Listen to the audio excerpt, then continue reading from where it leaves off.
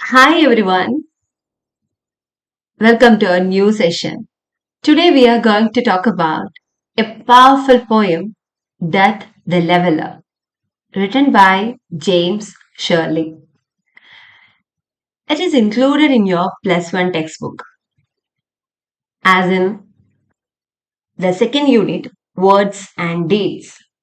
So, Death the Leveler is a powerful and thought provoking poem. So, we can start with a short profile of our author or poet. So we can start our class. James Shirley. Actually, James Shirley is considered as the last of the Elizabethans. Was a leading dramatist and a poet of Caroline age, often called the last of Elizabethan. And he is best remembered for his moral and reflective poem, Death the Leveler, which reminds us that power, beauty, and glory are short lived, and that only noble deeds outlive death. So James Shirley ഏറ്റവും powerful ആയി എഴുതിയ അദ്ദേഹത്തിനെ ഒരുപാട് famous ആക്കിയ death the leveller എന്ന് പറയുന്ന poem നമ്മൾ പഠിക്കാൻ പോവാണ്. So death the leveller is somewhat thought provoking ആയിട്ടുള്ള നമ്മളുടെ ചിന്തകളെ ഉണർത്തുന്ന ഒരു പോയമാണ്. ഇതിൽ പോയിറ്റ് ഒട്ടനവധി പോയറ്റിക് ഡിവൈസസ് ഉപയോഗിച്ചിട്ടുണ്ട്. മെറ്റഫർ, പേഴ്സോണിഫിക്കേഷൻ, മെറ്റോണിമി, ഓക്സിമിറൺ തുടങ്ങി a number of figure of speech. ഇതൊക്കെ നമുക്ക് ഈ ഒരു പോയത്തിൽ പഠിക്കണം. അതൊക്കെ ഇമ്പോർട്ടന്റ് ആണ്. ഒപ്പം ഒരു തേർഡ് സ്റ്റാൻസ, ഒരു 3 സ്റ്റാൻസ മാത്രം കൺസിസ്റ്റ് ചെയ്യുന്ന ഒരു പോയം കൂടിയാണ് നമ്മുടെ death the leveller. The poem consists of 3 stanzas. Each of these stanzas is again made up of 8 lines. Hence, the entire poem consists of 24 lines in total. ആ 24 lines നമ്മൾ പഠിക്കാൻ പോവാണ്. So, just jump into the poem. Death the Leveler. That is what the title. Before moving to the poem, death the leveller എന്ന് പറയുന്ന ആ ഒരൊറ്റ title നിന്ന് തന്നെ പോയിട്ട് എന്താണ് പറയാൻ ഉദ്ദേശിക്കുന്നത് എന്ന്, the central theme or the message he wants to convey to us വളരെ ക്രിസ്റ്റൽ ക്ലിയർ ആയിട്ട് നമുക്ക് മനസ്സിലാവും. Death levels everyone, isn't it? So തുടങ്ങാം. നമ്മൾ പോയം തുടങ്ങുമ്പോൾ ആദ്യത്തെ സ്റ്റാൻസയാണ് ആദ്യത്തെ ഈ ഒരു സ്ലൈഡിൽ ഉൾപ്പെടുത്തിയിരിക്കുന്നത്. So the very first stanza is here. I'm going to recite the poem. The glories of our blood and state are shadows, not substantial things. There is no armor against fate. Death lays his icy hands on kings. Sceptre and crown must tumble down, and in the dust be equal made with the poor crooked scythe and spade. So ഈ ഒരു ആദ്യത്തെ സ്റ്റാൻസയിൽ തന്നെ poetic devices കൊണ്ട് നിറച്ചിരിക്കുകയാണ് നമ്മുടെ poet James Shirley. The glories of our blood and state. Here blood and state. Point തുടങ്ങുമ്പോൾ തന്നെ അദ്ദേഹം പറയാണ്, the glories of our blood and state are shadows. വെറും നിഴലുകളാണ്. നമ്മുടെ കുടുംബ മഹിമയും നമ്മളുടെ പേരും പെരുമയും ഒക്കെ നമ്മൾ പറഞ്ഞു നടക്കുന്ന ഏറ്റവും മഹത്വം നമ്മൾ കരുതുന്ന പലതും വെറും നിഴലുകളാണ് എന്നാണ് തുടക്കത്തിൽ തന്നെ അദ്ദേഹം പറയുന്നത്. സോ ഗ്ലോറീസ് മീൻസ് മഹത്വം എന്നൊക്കെയുള്ള ഒരു ടേമിലാണ് നമ്മൾ ഉദ്ദേശിക്കുന്നത്. ബ്ലഡ് നമ്മളുടെ കുടുംബ പാരമ്പര്യം, അല്ലെങ്കിൽ നമ്മളൊക്കെ അഭിമാനത്തോടെ ഞാൻ ഈ കുടുംബത്തിലെയാണ് എന്ന് പറയാറുണ്ടല്ലോ, അത് തന്നെയാണ് blood. And state means status, പദവി. ഇതൊക്കെയാണ് നമ്മളാക്കുന്നത് എന്ന് നമ്മൾ തെറ്റിദ്ധരിക്കുമ്പോൾ ഇതൊക്കെ വെറും ഷാഡോസ് ആണെന്ന് പോയിട്ട് തുടക്കത്തിലെ പറഞ്ഞു വെക്കുന്നു. And he uses metaphor here. ആദ്യം തന്നെ അദ്ദേഹം മെറ്റഫർ എന്ന് പറയുന്ന ഫിഗർ ഓഫ് സ്പീച്ച് യൂസ് ചെയ്തിരിക്കുകയാണ്. He's comparing life's glory to shadows. ജീവിതത്തിലെ എല്ലാ ഗ്ലോറിയും എല്ലാ മഹത്വങ്ങളും വെറും നിഴലുകളാണ് എന്ന് കമ്പയർ ചെയ്തിരിക്കുന്നു. So here he uses the figure of speech metaphor. And not substantial things. Concrete അല്ലാത്ത, സ്ഥിരമല്ലാത്ത കാര്യങ്ങളാണ് നമ്മളുടെ ഗ്ലോറീസ്, അതായത് നമ്മുടെ സ്റ്റേറ്റ്, നമ്മുടെ പാരമ്പര്യവും നമ്മളുടെ പദവിയും ഒക്കെ സബ്സ്റ്റാൻഷ്യൽ അല്ല എന്ന് അദ്ദേഹം പറഞ്ഞു വെക്കുന്നു. കോൺക്രീറ്റ് അല്ല എന്ന് അദ്ദേഹം പറഞ്ഞു വെക്കുന്നു. So they are just what? Shadows. They are not concrete things. Substantial ആണ്, സ്ഥിരമല്ല, സ്ഥിരമായ കാര്യങ്ങളല്ല എന്ന് അദ്ദേഹം പറഞ്ഞു വെക്കുന്നു. തൊട്ട അടുത്ത വരിയിൽ അദ്ദേഹം പറയുന്നത്, the third line itself he is going to give you more emphasis on what? ആ പോയത്തിന്റെ തീമിന് കൂടുതൽ ഊന്നൽ കൊടുക്കുന്ന വരികളാണ് ഇനി നമ്മൾ കാണുന്നത്. There is no armor against fate that lays his icy hands on kings, sceptre and crown must tumble down. There is no armor against fate. ഒരു ആർമറും ഇല്ല, ഒരു വെപ്പണും, അല്ലെങ്കിൽ നമ്മൾ പറയുന്നത് പോലെ കർണൻ പടച്ചട്ടയെ കുറിച്ച് നമ്മൾ പറയാറുണ്ട് അല്ലെ. അതായത് നമ്മളെ എല്ലാ പ്രതിബന്ധങ്ങളിൽ നിന്നും അല്ലെങ്കിൽ പ്രശ്നങ്ങളിൽ നിന്നും രക്ഷിക്കുന്ന ഒരു പടച്ചട്ടയെ കുറിച്ച് നമ്മൾ കേട്ടിട്ടുണ്ട്. അത്തരത്തിലുള്ള ഒരു പടച്ചട്ടയും ഒരു ആയുധത്തിനും ഫേറ്റിന്റെ മുന്നിൽ നമ്മളെ രക്ഷിക്കാൻ പറ്റില്ല. വിധിക്ക് മുന്നിൽ കീഴടങ്ങേണ്ടവരാണ് മനുഷ്യർ എന്ന് പറയുന്ന ആ ഒരു അൾട്ടിമേറ്റ് ട്രൂത്ത് അദ്ദേഹം പറയാണ്. There is no armor against fate. Death lays his icy hands on kings. Death അദ്ദേഹത്തിന്റെ തണുത്ത കരങ്ങൾ രാജാവിന്റെ പുറത്തും വെക്കും എന്നാണ് പറഞ്ഞു വെക്കുന്നത് പോയിട്ട്. Death lays his icy hands on kings. So death എന്ന് പറയുന്നത് ഒരു വ്യക്തിയല്ല, ഒരു പേഴ്സൺ അല്ല എന്ന് നമുക്ക് കൃത്യമായി അറിയാം. But here our poet personifies, ഡെത്തിനെ പെർസോണിഫൈ ചെയ്യുന്നു. ആൻഡ് പെർസോണിഫിക്കേഷൻ എന്ന് പറയുന്ന പോയറ്റിക് ഡിവൈസ് ആണ് യൂസ് ചെയ്തിരിക്കുന്നത്. He is giving death what? An icy hand. തണുത്ത കരങ്ങളുള്ള ഒരു പേഴ്സൺ ആക്കി ഡെത്തിനെ ചിത്രീകരിച്ചിരിക്കുന്നത് കൊണ്ട് here he uses personification. So there is no armor against fate. Death lays his icy hands on kings. Sceptre and crown must tumble down. Sceptre and crown. ഇത് രണ്ടും symbolise ചെയ്യുന്നത് what? As it the sceptre and crown symbolizes their power and glory. അല്ലെ, ഒരു രാജാവിന്റെ പ്രൗഢിയെക്കുറിച്ച്, സമ്പന്നതയെക്കുറിച്ചൊക്കെ നമ്മൾ പറയുമ്പോൾ പറയുന്ന രണ്ട് കാര്യങ്ങളാണ് ചെങ്കോലും കിരീടവും. സ്കെപ്ചർ ആൻഡ് ക്രൗൺ. ഇത് രണ്ടും രാജാവിനെ സിംബലൈസ് ചെയ്യുന്നതാണ് അല്ലെ. രാജാവെന്ന് എടുത്തു പറയാതെ തന്നെ നമുക്ക് സ്കെപ്ചർ ആൻഡ് ക്രൗൺ എന്ന് പറയുമ്പോൾ തന്നെ രാജാവുമായിട്ട് റിലേറ്റ് ചെയ്യാൻ പറ്റും. കിരീടമുള്ളത് രാജാവിനാണ്, അങ്ങനെ നമ്മൾ കണക്ട് ചെയ്യാറുണ്ട്. So sceptre and crown must tumble down. Tumble down means താഴെ വീഴേണ്ടി വരും അല്ലെ. യെസ്, അതിന് രണ്ടിനും, കിരീടത്തിനും ചെങ്കോലിനും എന്നൊന്നും നിലനിൽപ്പില്ല, അതും താഴെ മണ്ണിലേക്ക് വീഴേണ്ടി വരും. Tumble down and in the dust be equal made. അതും മണ്ണിലടിയും അല്ലെ, മണ്ണിലലിഞ്ഞ് ഇല്ലാതെയാകും. And in the dust be equal made. ഇതിനെയും എല്ലാം ഈക്വൽ ആക്കും. എന്തുമായിട്ടാണ് ഈക്വൽ ആക്കുന്നത്, ഈക്വലൈസ് ചെയ്യുന്നത് നമുക്ക് നോക്കാം. With the poor crooked scythe and spade. Scythe and spade. Scythe means, scythe എന്താണ്, അരിവാളാണ് അല്ലെ. ക്രൂക്കഡ് ആയിട്ട് ഇങ്ങനെ വളഞ്ഞ് ഉള്ള ഒരു വെപ്പണാണ്, നിങ്ങൾക്ക് അറിയാവുന്നതാണ്. So scythe and spade. Spade നമ്മൾ കൈക്കോട്ട് എന്നൊക്കെ പറയാറുണ്ട്, അല്ലെങ്കിൽ നമ്മുടെ നാട്ടിലെ തൂമ്പ എന്നൊക്കെ നമ്മൾ പറയാറുണ്ട്. അത്തരത്തിലുള്ള അഗെയിൻ ഒരു വെപ്പണാണ്. വെപ്പൺ അല്ല, ഇറ്റ്സ് ആൻ ഇൻസ്ട്രുമെന്റ് അല്ലെ. സോ സൈത്ത് ആൻഡ് സ്പേഡ് അത് ഉപയോഗിക്കുന്നത് ആരാണെന്ന് നമുക്ക് കൃത്യമായി അറിയാം അല്ലെ. നമ്മള് sceptre and crown it symbolises what? The glory of a king എന്ന് നമ്മൾ പറഞ്ഞെങ്കിൽ, scythe and spade represent the poor working class, the common man. അവരുടെ ഒപ്പം സ്കെപ്ചറും ക്രൗണും ഒരുമിച്ച് മണ്ണിൽ അലിഞ്ഞ് ചേരും എന്ന് പറയുമ്പോൾ ജെയിംസ് ഷേർലി ഇവിടെ ഈക്വലൈസർ ആണ് ഡെത്ത് എന്ന് ഒന്നുകൂടെ വിളിച്ചു പറയുന്നു. Sceptre and crown must tumble down and the dust be equal made with the poor crooked scythe and spade. So again glories are shadows എന്ന് നമ്മൾ പറഞ്ഞപ്പോ വെരി ഫസ്റ്റ് ലൈനിൽ നമ്മൾ പറഞ്ഞു here our poet uses metaphor. And icy hands ഉള്ള ഡെത്തിനെ നമ്മൾ പറഞ്ഞു ഒരു പേഴ്സന്റെ ആട്രിബ്യൂട്ട് ഒക്കെ കൊടുത്തതുകൊണ്ട്, ക്വാളിറ്റീസ് കൊടുത്തതുകൊണ്ട് തന്നെ ഹിയർ ഹി യൂസസ് പേഴ്സോണിഫിക്കേഷൻ.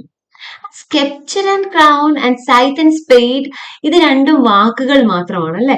ഒരു രണ്ട് വാചകങ്ങൾ കൊണ്ട്, രണ്ട് വാക്കുകൾ മാത്രം പറഞ്ഞപ്പോൾ നമുക്ക് എന്ത് ചെയ്യാൻ പറ്റി? We can connect with what ഏത് പെർട്ടിക്കുലർ കാര്യമാണ് പറയുന്നതെന്ന് നമുക്ക് കണക്ട് ചെയ്യാൻ പറ്റുന്നുണ്ട്. So here our poet uses metonymy. Metonymy may be നിങ്ങൾക്കൊരു പുതിയ ഒരു ഫിഗർ ഓഫ് സ്പീച്ച് ആയിരിക്കാം, നിങ്ങൾ കേട്ട് തുടങ്ങുന്നതേ ഉണ്ടാവുള്ളൂ. പെർസോണിഫിക്കേഷനും മെറ്റഫറും സിമിലിയും ഒക്കെ I think you are familiar with that. So metonymy is a figure of speech in which a word is replaced with another word closely associated with the original concept. ഇപ്പൊ രാജാവിന്റെ തലയിലാണ് കിരീടം എന്ന് നമുക്ക് പറയേണ്ടി വരില്ല. ക്രൗൺ എന്ന് പറയുമ്പോൾ തന്നെ we can imagine that is one king അല്ലെ. അതുപോലെ സ്പെയ്ഡും സൈത്തുമായിട്ട് നിൽക്കുന്നത് ഒരു കർഷകനാണെന്ന് ആരും വിളിച്ച്, ഒരു ഫാർമർ ആണ് അല്ലെങ്കിൽ ഒരു വർക്കിംഗ് ക്ലാസ് മാൻ ആണെന്ന് നമുക്ക് ആരും പറഞ്ഞു തരണ്ട. We can just imagine. So അത് അവിടെ രണ്ടിടവും പോയിട്ട് യൂസ് ചെയ്തിരിക്കുന്ന figure of speech is metonymy. ഈ ഒരു 4 ഫിഗർ ഓഫ് സ്പീച്ച് ഈ ഒരു ഫസ്റ്റ് സ്റ്റാൻസിൽ തന്നെ ഇൻക്ലൂഡഡ് ആണ്. So you must remind that metaphor, personification and metonymy. So examples ചോദിക്കും എക്സാമിന്, പിക്ക് ഔട്ട് ചെയ്യാൻ പറയും. അപ്പോഴൊക്കെ നിങ്ങൾക്ക് എഴുതാൻ വേണ്ടിയിട്ട് നിങ്ങൾ ക്ലിയർ ആയിട്ട് തന്നെ മെറ്റഫർ എന്താണെന്നും പെർസോണിഫിക്കേഷൻ എന്താണെന്നും മെറ്റോണിമി എന്താണെന്നും what are the examples എന്നുള്ളതും നോക്കി വെക്കാം. Okay, so we can move to the second stanza. Some men with swords may reap the field and plant fresh laurels where they kill, but their strong nerves at last must yield. They tame but one another still. Early or late they stoop to fate and must give up their murmuring breath when their pale captives creep to death. Next, very next ആൻസറിൽ തന്നെ അദ്ദേഹം കുറച്ചും കൂടി deep ആയിട്ടുള്ള ഒരു message നമുക്ക് തരാണ്. So some man with swords may reap the field. Sword എന്താണ്? വാളാണ് അല്ലെ. അത് കയ്യിലുള്ളത് ഉറപ്പായും ഒരു പോരാളിയായിരിക്കാം. അയാള് ചെയ്യുന്നത് he may reap the field എന്നാ പറഞ്ഞിരിക്കുന്നത്. ഇവിടെ ഫീൽഡ് എന്നുള്ളത് പാടം എന്നുള്ള അർത്ഥത്തിലല്ല. നമ്മൾ സാധാരണ അരിവാള് വെച്ച് എന്താ റീപ്പ് ചെയ്യുന്നു എന്നൊക്കെ പറഞ്ഞ് നിങ്ങൾക്കറിയാം, കൊയ്തെടുക്കുന്നു എന്നൊക്കെ. ഇവിടെ തലകളാണ് കൊയ്യുന്നത്. ഫീൽഡ് എന്ന് ഉദ്ദേശിക്കുന്നത് ബാറ്റിൽ ഫീൽഡ് ആണ്, യുദ്ധഭൂമിയാണ് പോയിട്ട് ഇവിടെ ഉദ്ദേശിച്ചിരിക്കുന്നത്. സം മെൻ വിത്ത് സ്വാർഡ്, വാളുകൊണ്ട് ചില ആൾക്കാർ മേ റീപ് ദ ഫീൽഡ്, ആ ബാറ്റിൽ ഫീൽഡിൽ കൊയ്ത്ത് നടത്തുന്ന പറയുന്നത്, തലകൾ അരിഞ്ഞു വീഴ്ത്തും, അങ്ങനെയാണ് ഉദ്ദേശിക്കുന്നത്. And plant fresh laurels where they kill, അവരെ കൊല്ലുന്ന, അവരെ വിജയക്കൊടി പാറിക്കുന്ന സമയത്ത് ലോറൽ ചെടിയുടെ ബ്രാഞ്ച് കൊണ്ടുവന്ന് അവരവിടെ പ്ലാന്റ് ചെയ്യും, അവരവിടെ നാട്ടും. അങ്ങനെയാണ് പോയിട്ട് പറഞ്ഞു വെക്കുന്നത്. So some men may reap the field with sword and plant fresh victorious അല്ലെ. ലോറൽ ചെടി എന്ന് പറയുന്നത് വിജയത്തിന്റെ സൂചകമായി കാണുന്ന ഒന്നാണ്. വേർ ദേ കിൽ, അവര് പരാജയപ്പെടുത്തുന്ന ആൾക്കാരുടെ ആ ഭൂമിയിൽ അവര് ലോറൽ പ്ലാന്റ് കൊണ്ടുവന്ന് നടും. But their strong nerves finally becomes weak. But their strong nerves at last must yield എന്ന് പോയിട്ട് പറയുന്നു. yield മീൻസ് കീഴടങ്ങുക, സറണ്ടർ ചെയ്യുക എന്നൊക്കെയാണ്. സോ അവരെത്രയധികം വീരശൂര പരാക്രമികളാണെങ്കിലും അല്ലെങ്കിൽ വലിയ വാരിയേഴ്സ് ആണെങ്കിലും they must yield, അവർ കീഴടങ്ങിയേ മതിയാകും. They tame but one another still. അവരുടെ സ്ട്രോങ് ആയിട്ടുള്ള നെർവ്സ് അല്ലെ. അവര് ഇത്രയും നാള് എന്താ ടീം എന്നൊക്കെ ഉള്ള വാക്ക് നമ്മൾ മെരുക്കുക എന്നൊക്കെ ഉള്ള ടേമിലാണ് യൂസ് ചെയ്യുക. വലിയ നമ്മള് കുതിരയൊക്കെ ടീം ചെയ്യാൻ പ്രയാസമാണ് എന്നൊക്കെ പറഞ്ഞ് നിങ്ങൾ കേട്ടിട്ടുണ്ടാവും. സോ പോയിട്ട് ഇവിടെ പറയാണ്, ചില മനുഷ്യർ വാളുകൊണ്ട് വിളവെടുപ്പ് നടത്തും എന്ന് പറയുന്നുണ്ട് അല്ലെ. അതുപോലെ അവരുടെ വിജയഗാഥകൾ തീർക്കും, അവര് ലോറൽ ചെടി കൊണ്ട് നാട്ടും എന്നും പറഞ്ഞു. അവരുടെ ബലമേറിയ ഞരമ്പുകളിലെ ആ സ്ട്രോങ് ആയിട്ടുള്ള നെർവ്സ് അവസാനം ബലക്ഷയം വന്ന് അവര് വീക്ക് ആവുന്ന ഒരു സിറ്റുവേഷനിലേക്ക് വരും. അതുപോലെ ഇന്നല്ലെങ്കിൽ നാളെ വിധിക്ക് മുന്നിൽ അവർ മുട്ടുകുത്തുകയും വേണം. അതാണല്ലോ അവർ ലാസ്റ്റ് ആയാലും അവരെന്ത് ചെയ്യേണ്ടി വരും? ഈൽഡ് ചെയ്യേണ്ടി വരും. വിധിയുടെ തടവുകാരെ പോലെ അവസാനം അവർ മരിക്കും. So they stoop to fate early or late. ചിലപ്പോ പെട്ടെന്നായിരിക്കാം, ചിലപ്പോ താമസിച്ചായിരിക്കാം. എന്നാലും മരണം അനിവാര്യമാണ്, ഇന്നവിറ്റബിൾ ആണ്. They stoop to fate. Stoop means കുനിയുക എന്നാണ്. മരണത്തിന്റെ അതിന്റെ വരവിന് മുന്നിൽ നമുക്ക് നിവർന്നു നിൽക്കാൻ പോലും സാധിക്കില്ല, നമുക്ക് കുനിഞ്ഞു കൊടുക്കേണ്ടി വരും. And must give up the murmuring breath. അവസാന ശ്വാസവും മതിയാക്കി when they pale captives creep to death. തടവുകാരെ പോലെ, ക്യാപ്റ്റീവ്സിനെ പോലെ, പെയിലായ ക്യാപ്റ്റീവ്സിനെ പോലെ ക്രീപ് ടു ഡെത്ത്. പതുക്കെ അവസാനം നമ്മൾ മരണത്തിന് കീഴടങ്ങുകയാണ് ചെയ്യുക. ഇതാണ് പോയിട്ട് അവിടെ പറഞ്ഞു വെക്കുന്നത്. സോ നമ്മുടെ സെക്കൻഡ് സ്റ്റാൻസയിൽ ഒരുപാട് എന്താ പറയുന്നത് ഫിഗർ ഓഫ് സ്പീച്ചുകൾ ഉപയോഗിച്ചിട്ടില്ലെങ്കിലും you can find the rhyming scheme here. Clearly നിങ്ങൾക്ക് കാണാൻ പറ്റും. അതായത് ലേറ്റ്, ഫേറ്റ്, ബ്രീത്ത്, ഡെത്ത് എന്ന് തുടങ്ങി നിങ്ങൾക്ക് റൈമിംഗ് സ്കീംസ് പിക്ക് ചെയ്യാൻ പറ്റും. ഫീൽഡ്, ഈൽഡ്, സ്കിൽ, സ്റ്റിൽ തുടങ്ങി വാക്കുകളൊക്കെ മാർക്ക് ചെയ്യാനും റൈമിംഗ് വേർഡ്സ് മാർക്ക് ചെയ്യാനും ഒക്കെ നിങ്ങൾക്ക് പറ്റും. So we can move to the last and final stanza, that is here. The garlands wither on your brow, then boast no more your mighty deeds. Upon death's purple altar, now see where the victim bleeds, your heads must come to the cold tomb. Only the actions of the just smell sweet and blossom in the dust. So here our poet picturizes the garlands on your brow dry up. നമുക്ക് ഉറപ്പായും വിജയം ഉണ്ടാകുന്ന സമയത്ത് നമുക്ക് നമ്മുടെ തലയിൽ, നമ്മൾ സാധാരണ മാലയിട്ടാണ് സ്വീകരിക്കുന്നതെങ്കിൽ നമുക്ക് വെസ്റ്റേൺ നേഷൻസിലേക്കൊക്കെ പോകുമ്പോൾ അവര് ഗാർലൻഡ്സ് നല്ല എന്താ പറയുന്ന തലയില് തൊപ്പി പോലെ വെച്ചു കൊടുക്കുന്നതൊക്കെ കാണാം വിജയം കൈവരിച്ചു വരുന്ന ആൾക്കാർക്ക്.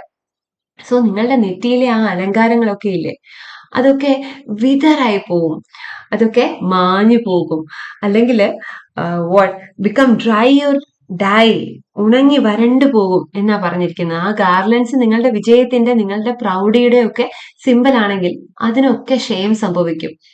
then boast no more your mighty deeds. അല്ലെ, നിങ്ങളുടെ വിജയത്തെക്കുറിച്ച് നിങ്ങൾ വളരെ വലിയ വീമ്പ് പറയുന്നുണ്ടാവും. സോ നിങ്ങളുടെ വിജയത്തെക്കുറിച്ച് പൊങ്ങച്ചം പറയാതിരിക്കുക. ബോസ്റ്റ് ചെയ്യാന്ന് പറഞ്ഞാൽ പൊങ്ങച്ചം പറയുക എന്നാണ്. സോ പറയാതിരിക്കുക, ഇനിയെങ്കിലും നിങ്ങൾ അതിനെക്കുറിച്ച് പറയില്ലേ. നിങ്ങളുടെ വിജയമൊക്കെ, അതിന്റെ ആ പ്രൗഢിയൊക്കെ മങ്ങിപ്പോകാനുള്ള സാധ്യതയുണ്ട്. And upon death's purple altar now see where the victim bleeds. So പോയിട്ട് പറയാണ്, yes, upon the purple altar of death the victor and the victim bleeds alike. ഈ മരണത്തിന്റെ ആ ഓൾട്ടർ ഉണ്ടല്ലോ, അൽത്താര, പർപ്പിൾ അൽത്താര എന്നാണ് പറഞ്ഞിരിക്കുന്നത്. രക്തം ഇങ്ങനെ കട്ട പിടിച്ച് കിടക്കുമ്പോ, തളം കെട്ടി കിടക്കുമ്പോ അല്പസമയം കഴിയുമ്പോൾ അതിന് പർപ്പിൾ നിറമായി മാറും. റെഡ് അല്ല, ഒരു പർപ്പിൾ നിറം. ആ പർപ്പിൾ അൽത്താർ, അത് ചിലപ്പോ ബലിപീഠമായിരിക്കാം. നമ്മള് ബലി കൊടുക്കുക എന്നൊക്കെ കേട്ടിട്ടില്ലേ? അപ്പൊ അവിടെ ഉറപ്പായിട്ടും രക്തം ഇങ്ങനെ തളം കെട്ടി കിടക്കുന്നുണ്ടാവും. അപ്പൊ നമ്മുടെ എല്ലാവരുടെയും മരണം ഇതുപോലെ ഒരു പർപ്പിൾ ഓൾട്ടറിൽ വെച്ചിട്ടായിരിക്കും, അൽത്താരയിൽ വെച്ചിട്ടായിരിക്കും. Now see where the victor and victim bleeds. ആ ചുവപ്പ് നിറഞ്ഞ അല്ലെങ്കിൽ ആ പർപ്പിൾ നിറത്തിലുള്ള അൽത്താരയില് വിജയിച്ചവനും പരാജയപ്പെട്ടവനും ഒരുപോലെ രക്തം വാർക്കും. അവർ രണ്ടുപേരും ഒരുപോലെ മരിച്ചു വീഴും എന്ന് തന്നെയാണ് ഉദ്ദേശിക്കുന്നത്. Your heads must come to the cold tomb. tomb കുഴിമാടമാണ്. സോ ആ കോൾഡ് ആയിട്ടുള്ള മരണത്തിന് ഒരു തണുത്ത ഒരു സ്പർശമാണ് അല്ലെ. നമ്മള് കോൾഡ് എന്താ പറയുന്ന ഹാൻഡ്സ് എന്ന് പറഞ്ഞു, കോൾഡ് ടൂം എന്ന് പറയുന്നു. ടു ദ കോൾഡ് ടോം, ആ തണുത്ത ഉറഞ്ഞു കിടക്കുന്ന കുഴിമാടത്തിലേക്ക് നിങ്ങളൊക്കെയും വരേണ്ടി വരും. Your heads must come to the cold tomb. Only the actions of the just smell sweet and blossom in their dust. അങ്ങനെ വിജയിച്ചവനും പരാജയപ്പെട്ടവനും, വിക്ടർ ആൻഡ് വിക്ടിം, രണ്ടുപേരും ഒരേപോലെ ആ പർപ്പിൾ നിറത്തിലുള്ള അൾത്താരയില് മരിച്ചു വീഴും. നിങ്ങളുടെ ശിരസ്, നിങ്ങളുടെ തല കോൾഡ് ടൂമിലേക്ക് വെക്കേണ്ടി വരും, മരണപ്പെടേണ്ടി വരും, മരണത്തിന് കീഴടങ്ങേണ്ടി വരും. Only the actions of the just smell sweet and blossom in their dust. അങ്ങനെ തണുത്ത ശവകുടീരത്തിൽ തലചായ്ക്കേണ്ടി വരും, അത് ഉറപ്പാണ്. നീതിമാന്മാരായ അല്ലെങ്കിൽ ജസ്റ്റിസ് പുലർത്തിയിട്ടുള്ള നല്ല പ്രവർത്തികൾ മാത്രം എന്നും നിലനിൽക്കും എന്ന് പോയിട്ട് പറഞ്ഞു നിർത്തുന്നു. So only the good actions of the just people will flower in the dust and smell sweet. അതിന്റെ ഫ്രാഗ്രൻസ് ഇങ്ങനെ പരക്കുമോ? അവിടെയൊക്കെ പരക്കുന്നത് അതിന്റെ നല്ല ഫ്രാഗ്രൻസ് ആയിരിക്കും, നല്ല ചെയ്തികളുടെ ആ മണം. Only the actions of the just smell sweet and blossom in their dust. So blossom means flower. അത് പൂവിടുന്നത്. അവിടെ നിങ്ങൾ മരിച്ചു കിടക്കുന്നിടത്ത് നിങ്ങളുടെ ഗ്ലോറി, നിങ്ങളുടെ സ്റ്റാറ്റസ്, നിങ്ങളുടെ പദവി ഒന്നും, അല്ലെങ്കിൽ നിങ്ങളുടെ വിജയങ്ങൾ, നിങ്ങളുടെ ഗാർലൻസ് ഒന്നും നിങ്ങൾക്ക് മുതൽക്കൂട്ടായി ഉണ്ടാവില്ല. മറിച്ച് എന്തു മാത്രമേ ഉണ്ടാകൂ? നിങ്ങളുടെ നല്ല പ്രവർത്തികൾ, നിങ്ങൾ ജസ്റ്റിസോട് കൂടി ചെയ്ത നല്ല ആക്ഷൻസ്, ഗുഡ് ഡീഡ്സ്. അതാണ് പോയിട്ട് പറഞ്ഞു നിർത്തുന്നത്. So the garlands on your brow dry up. അത് ഉറപ്പായും വാടും. Only the good actions of the just people will flower in the dust and smell sweet. So ഇവിടെ അഗെയിൻ നമ്മൾ പറയുന്ന രണ്ട് ഫിഗർ ഓഫ് സ്പീച്ച് ഉണ്ട്, Victor and victim and action of just smell sweet. ഈ രണ്ട് ഫിഗർ ഓഫ് സ്പീച്ചുകൾ കൂടെ പറയുമ്പോൾ നമ്മുടെ ഈ പോയത്തിലുള്ള എൻറ്റയർ ഫിഗർ ഓഫ് സ്പീച്ചും നമ്മൾ പറയുന്നു, പോയറ്റിക് ഡിവൈസസും നമ്മൾ പറയുന്നു. വിക്ടർ വിക്ടിം എന്നുള്ളത് രണ്ട് ഒപ്പോസിങ് ആയിട്ടുള്ള കാര്യങ്ങളാണ് അല്ലെ. അതായത് വിജയിച്ചവനും പരാജയപ്പെട്ടവനും എന്ന് പറയുന്നത് രണ്ട് എക്സ്ട്രീം ആണ്, രണ്ട് എൻറ്റിറ്റിയാണ്. So victor and victim bleeds. അവിടെ ഉപയോഗിച്ചിരിക്കുന്ന figure of speech is oxymoron. Oxymoron എന്ന് പറയുന്നത് it's a figure of speech that combines contradictory words with opposing meaning. രണ്ട് ഒപ്പോസിങ് ആയിട്ടുള്ള മീനിങ് ചേർക്കുന്ന, കോൺട്രഡിക്ടറി ആയിട്ടുള്ള രണ്ട് കാര്യങ്ങളെ ചേർത്ത് വെക്കുന്ന ഒന്നിനെയാണ് നമ്മൾ ഓക്സിമിറൻ എന്ന് പറയുന്നത്. രണ്ട് ഒപ്പോസിങ് ആയിട്ടുള്ള ഐഡിയാസ് ഒരുമിച്ച് പറയുന്നു എന്ന് ഓർത്താലും മതി. സോ ഓക്സിമിററിന് എക്സാമ്പിൾ ആയിട്ട് നമ്മൾ പറയാറുള്ളത് ഓൾഡ് ന്യൂസ് എന്ന് പറയും. ഇതൊരു ഓൾഡ് ന്യൂസ് അല്ലേ എന്ന് നമ്മൾ ചിലരോടെങ്കിലും ചോദിക്കാറുണ്ട്. ഓൾഡ് എന്നുള്ളതിന്റെ അർത്ഥം പഴയതെന്നും ന്യൂസ് എന്നുള്ളതിന്റെ അർത്ഥം പുതിയതായുള്ളത് എന്നുമാണ്. അപ്പൊ ഓൾഡ് ന്യൂസ് എന്നുള്ളത് നമ്മൾ ഓക്സിമിറൻ എന്നുള്ള രീതിയിൽ യൂസ് ചെയ്ത് പറയാം വേണമെങ്കിൽ. It's an example for oxymoron. And terribly good എന്നുള്ള ടേം നമ്മൾ യൂസ് ചെയ്യാറുണ്ട്. ചിലർ നല്ല പെർഫോമൻസ് ഒക്കെ അല്ലെങ്കിൽ നല്ല നോട്ട്സ് ഒക്കെ നല്ല രീതിയിൽ എസ്സേ ഒക്കെ എഴുതുമ്പോൾ നമ്മൾ പറയും ഇറ്റ് വാസ് ടെറിബിളി ഗുഡ്, നല്ലതാണ് എന്ന് പറയാൻ വേണ്ടിയിട്ടാണ് നമ്മൾ ശരിക്കും ടെറിബിളി എന്നുള്ള വാക്ക് ഉപയോഗിക്കുന്നത്. ബൈ വേർഡ് മീനിങ് നോക്കുകയാണെങ്കിൽ എക്സ്ട്രീംലി ബാഡ് എന്നോ സീരിയസ് എന്നോ ഒക്കെ ഉള്ള അർത്ഥത്തിലാണ് നമ്മൾ പറയാറ്. But we are combining these two terms together. Oxymoron ആണ് അവിടെ ഉപയോഗിച്ചിരിക്കുന്നത് ഫിഗർ ഓഫ് സ്പീച്ച്. അപ്പോൾ വിക്ടർ വിക്ടിം ബ്ലീഡ്സ് എന്നുള്ളത് ഓക്സിമിറൻ ആണ്. രണ്ട് കോൺട്രഡിക്ടറി ആയിട്ടുള്ള, രണ്ട് ഒപ്പോസിംഗ് ആയിട്ടുള്ള കാര്യങ്ങളെ ഒരുമിച്ച് ചേർത്തിരിക്കുന്നു എന്നൊന്ന് കണക്ട് ചെയ്ത് വെച്ചാൽ മതി. Actions of just smell sweet. ആക്ഷൻസിന് നല്ല മണമാണെന്നാ പറഞ്ഞിരിക്കുന്നത് അല്ലെ. നല്ല എന്താ പറയുന്നത്, നല്ല സ്വീറ്റ് ആയിട്ടുള്ള സ്മെല്ലാണെന്ന് പറഞ്ഞിരിക്കുന്നു. So here poet uses metaphor. ഇങ്ങനെ പോയറ്റിക് ഡിവൈസസ് ഒക്കെ നമ്മൾ പറയാണ്. അപ്പൊ നിങ്ങളുടെ ഈ ഒരു ഡെത്ത് ലെവലർ എന്ന് പറയുന്ന പോയം എന്താണെന്ന് ഒരു ബ്രീഫ് ചെയ്ത് നമുക്കൊന്ന് പറയാം. 3 സ്റ്റാൻസേ ഉള്ള, നമ്മൾ പറഞ്ഞു 24 ലൈൻസ് ഉള്ള ഒരു പോയമാണ്. It's a small and thought provoking poem.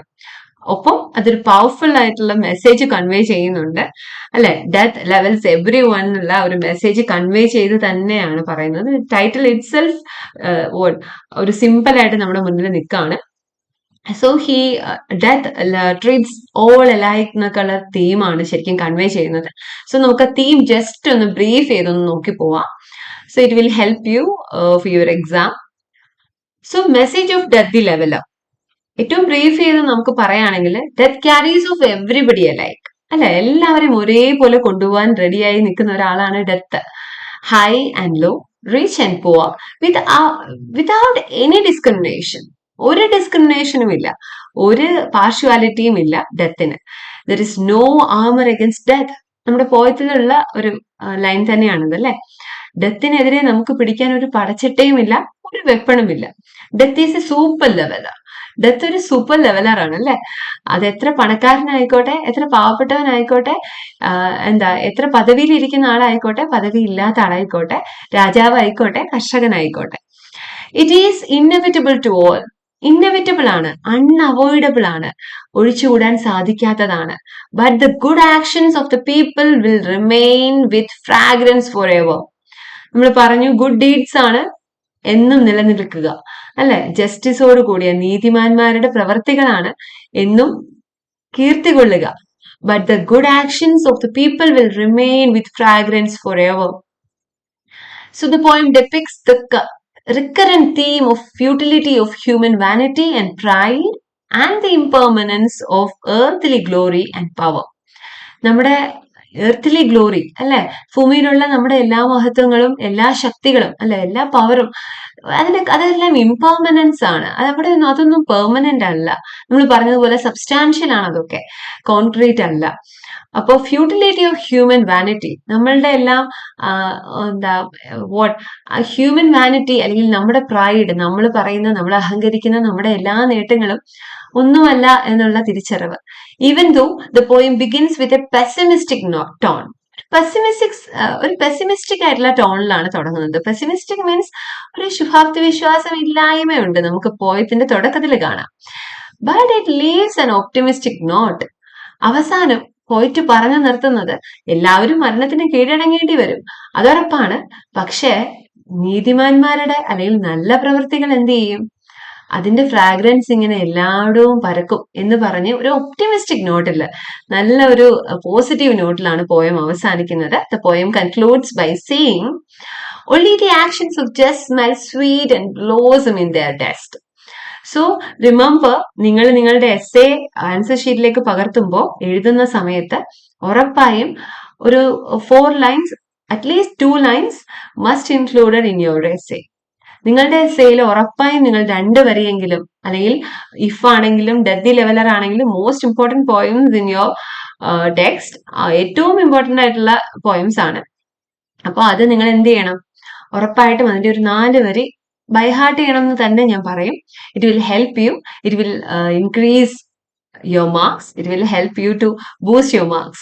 So figure of speech abound in the poem and it increases the charm of the poem. നമ്മള് പോയത്തിന്റെ ചാം കൂട്ടാൻ പോയറ്റിക് ഡിവൈസസ് യൂസ് ചെയ്യുന്നു, ഫിഗർ ഓഫ് സ്പീച്ച് യൂസ് ചെയ്യുന്നു എന്ന് പറയുമ്പോൾ, അലങ്കാരങ്ങൾ ഉപയോഗിക്കുന്നു എന്ന് പറയുന്നത് പോലെ പോയത്തിലെ വരികൾ നിങ്ങൾ കോട്ട് ചെയ്യുമ്പോൾ it will again increases the charm of your answer.